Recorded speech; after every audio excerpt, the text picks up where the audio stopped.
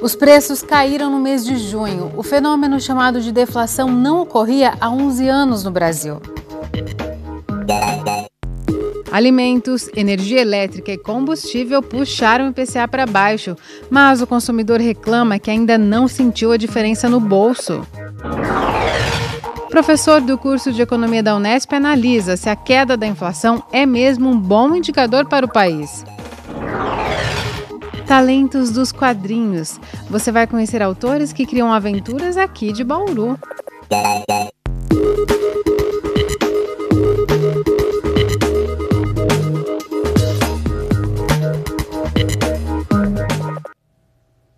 Boa noite. Fazia 11 anos que o brasileiro não ia às compras e pagava em média menos pelos mesmos produtos. Esse foi o cenário do mês de junho, registrado pelo IPCA, deflação de 0,23%. Mas na prática, a população ainda não sentiu muita diferença. Cada um sabe onde o calo, ou no caso, o bolso, aperta na hora de equilibrar as contas. Mercado, prestação de carro e outras coisas mais, né? Luz, água e outras coisas mais, né? O que hoje mais te pesa no orçamento, que você mais sofre para pagar? A faculdade do meu filho. Os gastos, né? Na faculdade é de graça, na verdade, mas os gastos com aluguel, alimentação, estadia dele em outra cidade é o que mais pesa para mim, o que mais conta hoje. A boa notícia é que os preços tiveram uma ligeira queda agora em junho. O Índice de Preços ao Consumidor Amplo, ou IPCA, termômetro da inflação, caiu 0,23%. O número é pequeno, mas indica que passamos por um momento de deflação. Não é bom inflação alta, mas também a deflação não é um bom cenário econômico, tá? Porque a deflação ela gera o entendimento de que existem produtos a serem vendidos, mas as pessoas não querem comprar ou não podem comprar, né? Então, e mais ou menos é a realidade brasileira. Tá? Essa deflação ela acontece em cenários de recessões econômicas. 3 fatores ajudaram a puxar a queda. O primeiro deles foi a conta de energia. Em maio, os consumidores pagavam uma taxa extra por causa da bandeira tarifária vermelha. Já em junho, com a bandeira verde, a conta chegou 5,5% mais barata. Abastecer o carro também ficou mais vantajoso. Os combustíveis tiveram uma variação de quase 3% para baixo, puxada pela grande produção de cana-de-açúcar e também por 2 reduções de preços feitas pela Petrobras na gasolina. Os alimentos também deram uma ajudinha para derrubar a inflação. O campeão de preços baixos agora em junho foi o tomate, com uma queda de quase 20%. O tomate dos hortifrutigranjeiros ele é um grande vilão, porque ele é muito sensível. Ao mesmo tempo que ele está em baixa, porque às vezes tem uma produtividade muito boa, até por causa do clima ou do calor, ao mesmo tempo ele acaba, se chover ou se esfria, ele já muda o preço rapidamente. Seu Nestor estava atento ao tomate e percebeu a flutuação de preços. Na outra semana estava mais barato o tomate. E agora aumentou o preço, eu acho. Além do tomate, dá para colocar também mais batata na sacola e na alimentação diária. Ela está 6% mais em conta. A cebola também caiu 6,7%, praticamente o mesmo percentual do feijão. Tem ainda a cenoura, quase 10% mais barata. Tudo isso influenciado pelo sucesso da atual safra no país. Sentiu alguma coisa que está melhor para comprar, dá para levar mais? A batata, mas o tomate, a laranja está barata também. Qualquer baixa que se tem, o supermercado ele repassa imediato. Só que existe uma diferença para o consumidor entender do que é a oferta e do que é uma baixa de preço. Às vezes o consumidor ele vê um preço embaixo que está numa oferta e ele pensa que aquele produto abaixou. E na realidade o supermercado está fazendo uma promoção daquilo. Só que quando o consumidor começa a observar semanalmente, diariamente, que além da oferta, aquele preço na gôndola, ele realmente diminuiu o preço, então ele tem essa sensação de que o produto baixou. Uma sensação que parece não ter alcançado o seu Francisco. Nos postos de combustíveis, sim, a gente sentiu que o preço deu uma recuada, caiu um pouquinho. Agora, em relação a outros itens, como itens de primeira necessidade, mercado, essas coisas, eu não percebi muito, não. Segundo a economista, a pequena variação no índice explica o impacto limitado. Ela acredita que a tendência para os próximos meses é de que a inflação estabilize e o governo diminua a taxa de juros. Como a gente tem uma inflação já controlada, já estabilizada, então está bem menor do que a meta do Banco Central, a meta é 4, a gente está com uma inflação menor que 3, é que a tendência é que o governo passe agora a diminuir os juros. E com essa tendência de redução dos juros, leva a um crescimento econômico, porque as pessoas elas vão consumir mais, as empresas se sentem com o interesse de produzir mais, portanto, contratar pessoas e gerar mais renda, além de aumentar o investimento no setor privado. Nós conversamos sobre esse cenário de deflação com o professor do Departamento de Economia da Unesp em Araraquara, André Luiz Correia. Ele comenta se é um sinal de recuperação da economia brasileira.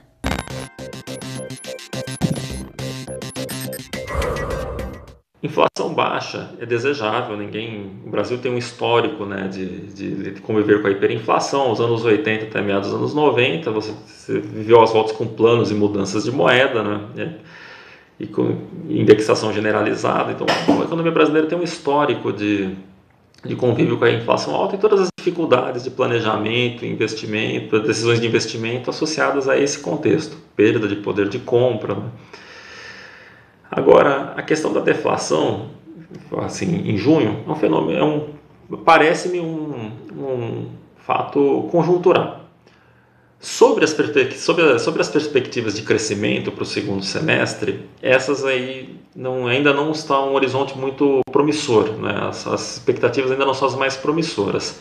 Ainda em junho, o Banco Central reviu suas previsões de crescimento para o ano que vem, de 1 para 0,5%, então a retomada da economia, de 1% para 0,5%, né? As perspectivas para a retomada da economia ainda não são as mais animadoras, né? O Brasil ainda vive um momento de crise política, de muita incerteza, né, em relação aos rumos que se vai tomar, a discussão em torno da aprovação ou não das reformas. A reforma trabalhista foi aprovada ainda essa semana, ainda resta saber se passará a reforma da Previdência. Então, esse ambiente de incerteza, de discussões na esfera política acabam reverberando na economia. E por isso, essa demora na retomada. Eu acho, a minha avaliação ainda demora um pouco até que a economia brasileira reaja.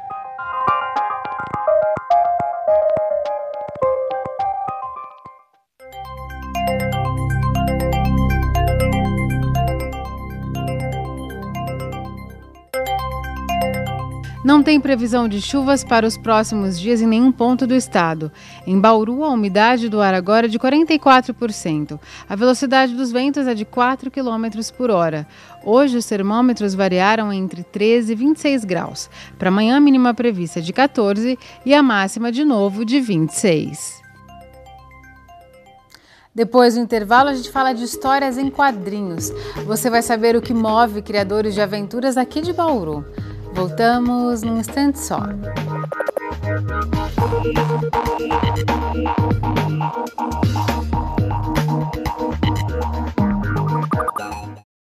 Voltamos com uma boa notícia para os unespianos. A Unesp repetiu o feito do ano passado e é a primeira universidade entre as brasileiras no ranking QS Under 50.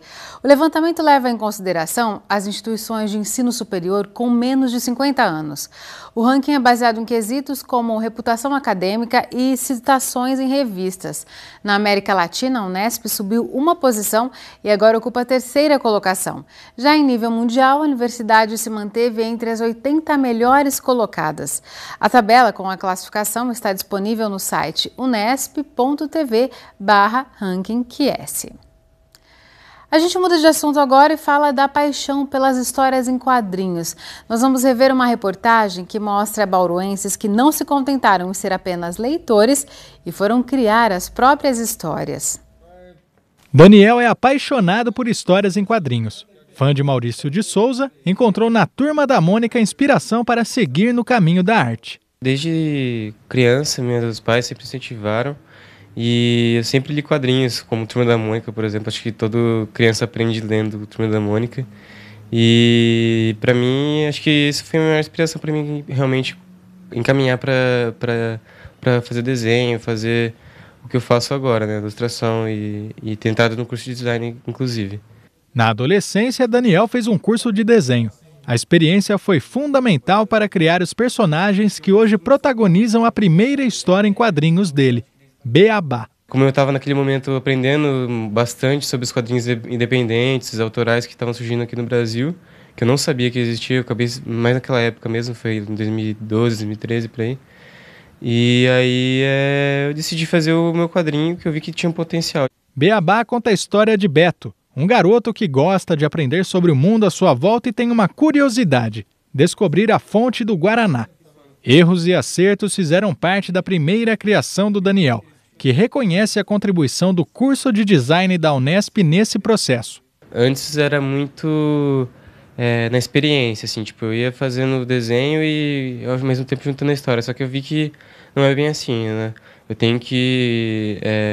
tive que reestruturar o roteiro, pensar bem certinho, parar e escrever. Eu tenho muita referência, sei lá, de qualquer coisa que eu tenho de experiência na faculdade, vale de alguma forma para o meu processo.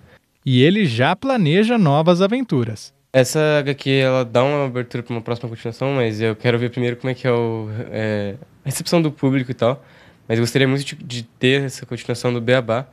Mas eu também quero fazer outras histórias. Manuel tem 50 anos e descobriu as HQs na infância. Entre títulos internacionais e obras brasileiras, relembra o sentimento causado pelos gibis. Quem gosta de HQ, gosta de pegar o gibi, folhear, sentir o cheiro, sabe? A gente tinha, sabe, a mania de, por exemplo, abrir assim, cheirar, trazer um alto astral, sabe? É algo assim. E sempre assim, a edição 1 a gente ficava com a expectativa, o que vai ser a edição 2, a edição 3. Então, quem gosta sempre está assim, preocupado com essa continuidade.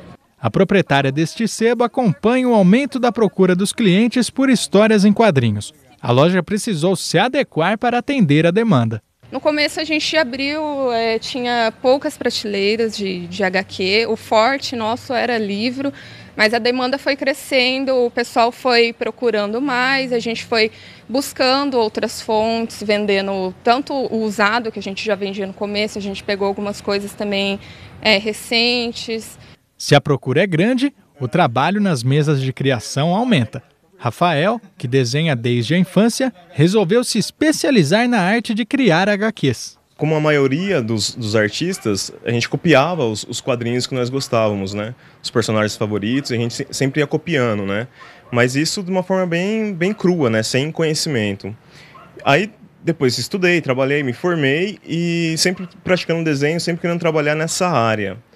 E depois que eu me formei, que surgiu a oportunidade de me especializar em questão de desenho, conhecer um pouco mais sobre a narrativa gráfica, né, que é a história em quadrinhos, e estudar como fazer quadrinhos, né, porque não é só fazer desenhos, você tem que saber contar uma história com desenhos, né. Rafael não compartilhava as criações por medo de não estarem boas, mas isso mudou quando ele deu início a uma nova história com os amigos. Eu sempre tinha um receio de nunca estar bom o suficiente para publicar, né, sempre tem esse problema de você não gostar muito do seu trabalho, né? Achar que nunca está pronto. Mas aí foi aí que surgiu o projeto da Red Door, né? Porque a gente, com esse projeto, o objetivo dele era nos forçar à produção de quadrinhos. Então cada um tinha que fazer uma página por dia. Então já saía da nossa zona de conforto. E com isso a gente foi pegando um pouco mais de prática, aprendendo um pouco mais sobre narrativa gráfica e também surgiu a oportunidade de eu estar fazendo meus próprios projetos autorais, né? Bruna é outro integrante do Red Doors. Para o ilustrador, o projeto em parceria com os amigos incentiva a produção, já que a criação de HQs muitas vezes é um trabalho solitário. A gente sempre se sentia muito preso no desenho, assim, não estou pronto para desenhar e tal. E aí o coletivo era justamente para um incentivar o outro, sabe? Independente da qualidade da página, a gente começar a fazer e falar, a página tá boa, continua, vamos fazer de novo, vamos lá, sabe? Tipo, segue em frente, assim. Então um não deixava o outro cair a peteca, assim, sabe? Então foi uma forma da gente elevar o nível, assim, dos três, sabe? E produzir coisas que a gente gostava, que era quadrinhos. Se você quiser rever as reportagens desta edição, é só acessar o site da TV Unesp ou a página do Facebook. Um excelente fim de semana para você. Tchau!